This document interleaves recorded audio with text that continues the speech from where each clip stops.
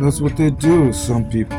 They just like to yell and scream obscenities and profanities, cursing, blasphemy. That's how they release their frustrations, I guess, or their anger. I hear it throughout the day and throughout the week, depending on what project I'm on. It's almost like they're rabid. They're foaming at the mouth, like, like they encountered a wild animal that's got that, what do you call it, that certain disease that causes them to foam at the mouth and be kind of belligerent.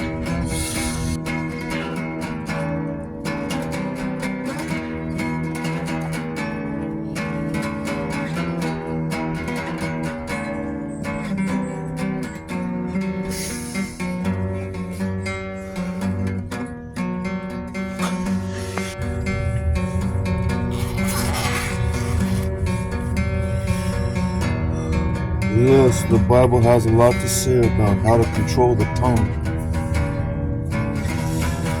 It says it's a ruthless member that causes destruction.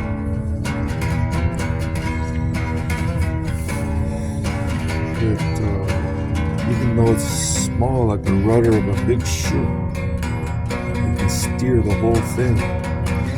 That's how much power this thing has. What you say to people, what you tell people, how you express yourself with words, what kind of words, all of it, the tone of your voice. It matters. It matters. It really does matter. They use words to crush people's spirits. They use words to put people down. Words to cause people to doubt themselves. They use words to destroy people's reputations. They use words to belittle people, to make them feel discouraged, to make them feel like they're not worth a whole lot, to make them feel little. Meaningless. These words like sharp swords to cut.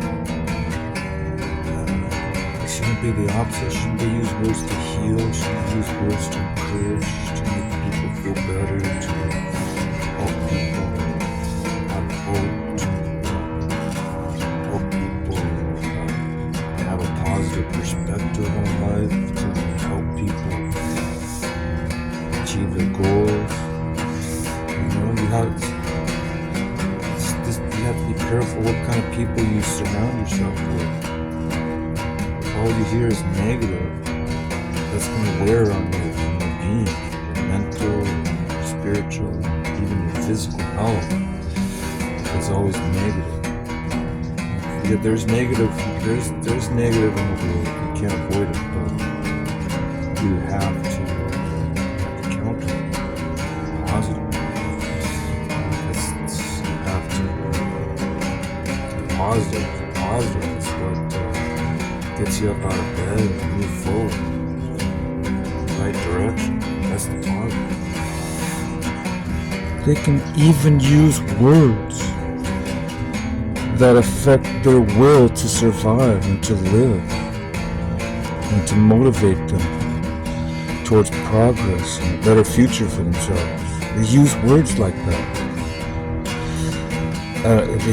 They use it's some kind of a black magic or dark, evil, demonic gestures or statements or some sort of mind game or mind tricks. If they can get you to think a certain way about yourself or about the situation, they can empower. They can have power over you. They can manipulate you. That's a devilish and demonic tactic. Been going on for thousands of years. They knew how to manipulate people's minds. They had to. The slave owners had to have power over the will and the thoughts and the strength of their slaves. So in order for them to be pliable and manipulative, in order for them to cooperate and be dominant, to be subservient to their masters, you had to convince them that they were just peons, lowlifes, that they weren't worth much, that they were just there to serve their lives away for no meaning for themselves, but for their masters. It was they did teach them lies. They taught them, it's for their gods. God will reward them in the afterlife. I'm sure that's what the Egyptians and ancient Babylonians and even the Roman Empire, these different, they call it guilds, religious guilds. There were fraternities, that you belonged to. Each group had like their, maybe a mascot, which was a god. And, yes, God will reward your humble service to building the pyramids with all your wood, even though it's breaking your back and it's causing you a lot of suffering on your body to endure all the heat and the sun and laying all those bricks and working on the quarries with your chisels and your other tools. Yeah, it was. They had to do it. They were forced to do it, I'm sure, or they were convinced to do it because God, one of their gods or the plethora of gods, would reward them in the afterlife. That's what they hoped for. That's what they lived for.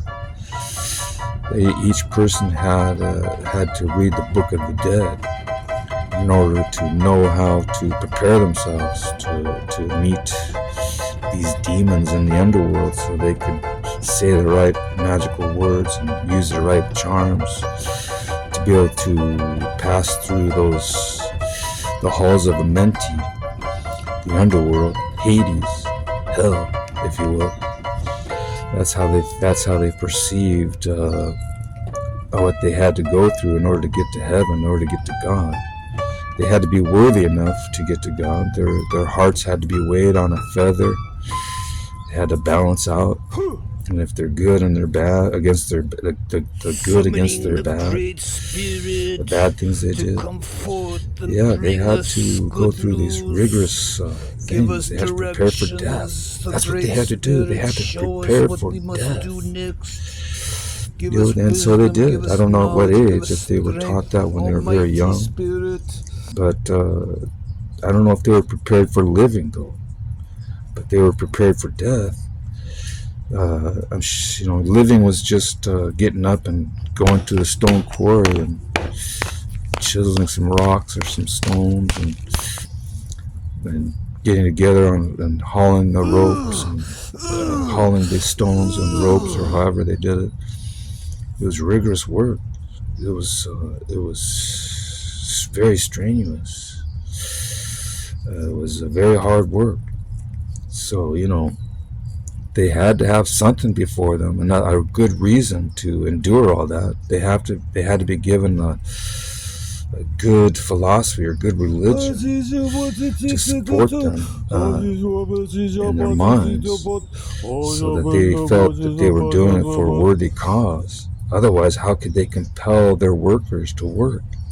Unless there was some dangling carrot in front of them, some kind of perceived reward that they would get, a merit or a badge or some kind of trophy, in the end, which is eternal life. They wouldn't put themselves through all that. They wouldn't endure it. Those slaves had to be completely obedient, even to the point of death, even to the point of, physical injury. That's how it was. So they had to have something greater to look up to in order to subject their bodies to all that.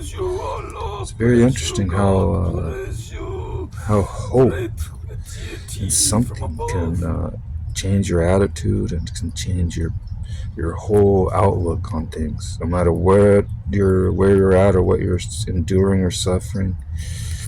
You can last a lot longer if you have some kind of a basis of hope, some kind of a underlying principle of yeah, it'll be all right in the end. You'll be rewarded. You'll have comfort. You'll have release from all that. You'll have treasures. That's how the Egyptians looked at it. That's how the ancients looked at it. And I'm assuming that's what religion still teaches. That no matter what you have to endure during your lifetime in your physical body, it won't be compared to the things that God has promised, according to St. Paul, one of the apostles of Christ. The Holy God, His Holy Majesty will sustain you. He'll give you hope. He'll give you strength. He'll give you the ability to conquer these problems. You'll come out on top.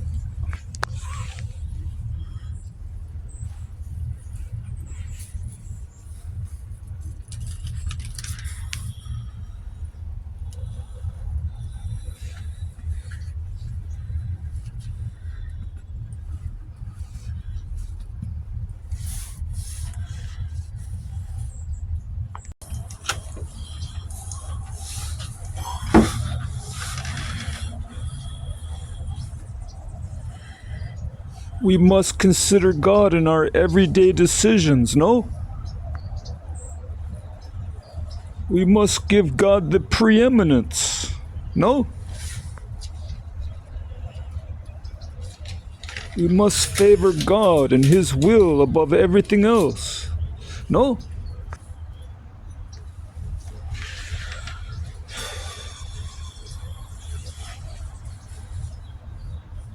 God is supposed to be numero uno, first, primo. He's supposed to be at the forefront of all of our goals and ambitions, our desires.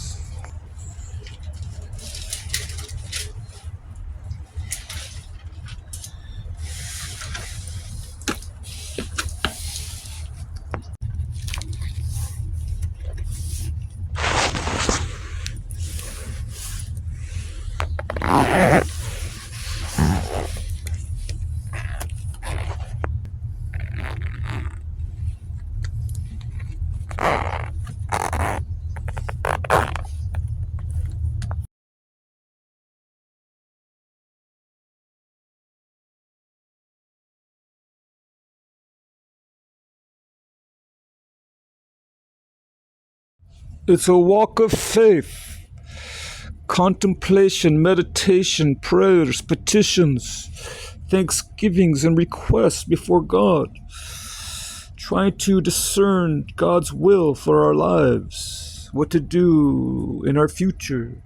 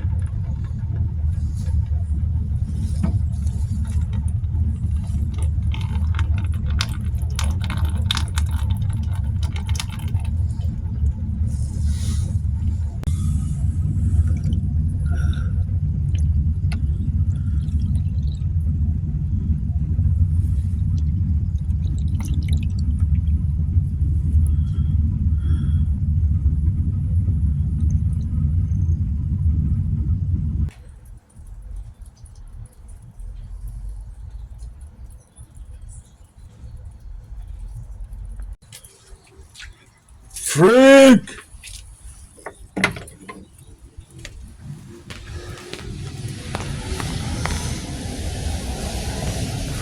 Frankie! Isn't that kind of crude? Crude. It's crude and,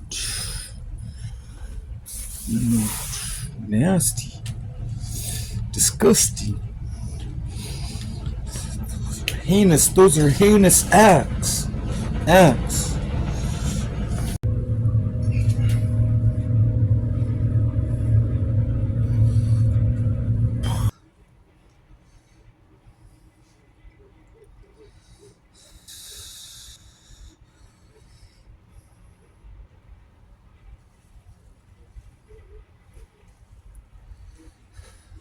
Butthead! Butthead!